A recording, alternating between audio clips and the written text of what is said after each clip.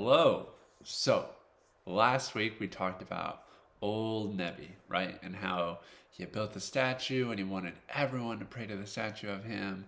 And there's these three Israelites who refuse because they would only worship the true God, right? And Nebuchadnezzar tried to throw them in the fire, but it didn't burn them up. And by the end of the story, Nebuchadnezzar was like, wow, like your God is the true God. And we in Babylon will worship the true God. Now, how quickly people forget, right? Because now Babylon has a new king. And this king, his name is a little less hard to say and remember. His name is Darius, King Darius, right? And Darius wants to get some new advisors, some new helpers. And so he chooses this man who is well respected. And this man's name is Daniel. And everything is going fine and dandy for Daniel and Darius until, remember, the Babylonians, they do not like the Israelites. And the problem is, Daniel is an Israelite. And so the other helpers to Darius, who are Babylonians, they start scheming and planning because they want to get rid of Daniel. They don't like him. Darius loves Daniel. So they have to think of a way that they can get Darius to get Daniel in trouble. And so they come up with a plan. And one day they go up to King Darius and they say, Darius, you are such a great king. You are the best king. You're even better than old Nebi back in the day. You are the best king.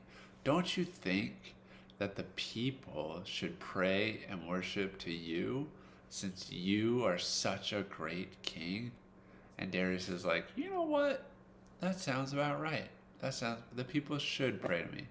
So they make a decree that everyone, every single person in Babylon has to pray to King Darius. Now the problem is, Daniel is an Israelite and he worships the one true God. And he would never pray to anyone or anything else besides the one true God. So Daniel refuses and he just continues to pray to God. And so this is where the king's men, the Babylonian men, this is where their plan comes into play. Because they just casually stroll up to King Darius and they're like, "Hey, King Darius, remember that decree you made about how everyone has to pray and worship to you?" And Darius is like, "Oh yeah, I remember that."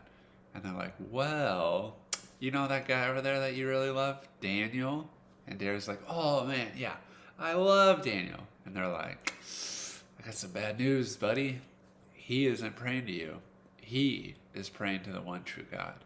And Darius is like, oh gosh. Well, maybe it's not that. And the men are like, no. Because remember, you said anyone that refuses, they're getting thrown into the lion's den. And Darius is like, you're right, that is the law, and I am beholden to the law. So let's go talk to Daniel. And King Darius goes up, and he's not really even wanting to do this, but the law is the law, and he made the law. And so he says to Daniel, Daniel, I heard you're not worshiping me. You know you have to, otherwise we're going to have to throw you in the lion's den. And Daniel says, nope, I can't. I will never worship anyone but the one true God.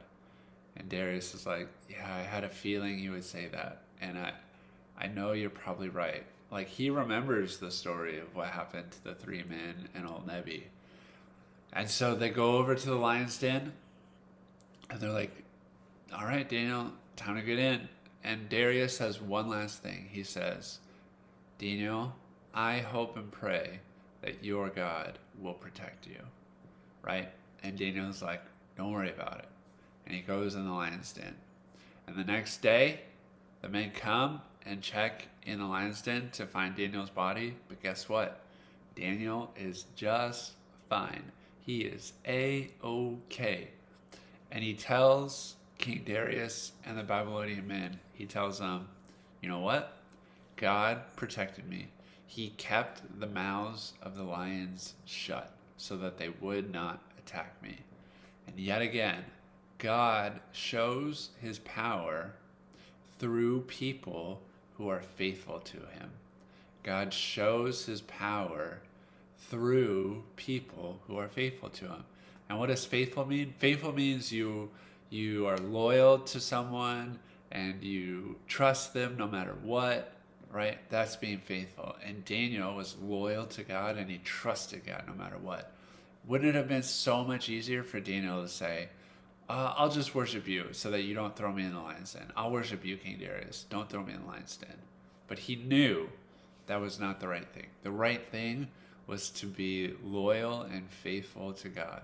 And so he was, and God showed his amazing power to King Darius, to the Babylonian men, even as a reminder to the Israelites, right, that are stuck in exile, that God is still with them. And God is still more powerful than even the Babylonian Empire. So that's our story for today. I love that story, Daniel in a lion's den. It's a classic. I hope you enjoyed it. Next week we'll talk about the Babylonian Empire does not last forever. Next week we have a new empire to talk about. But that is next week, and this is right now. And right now I'm going to say adios.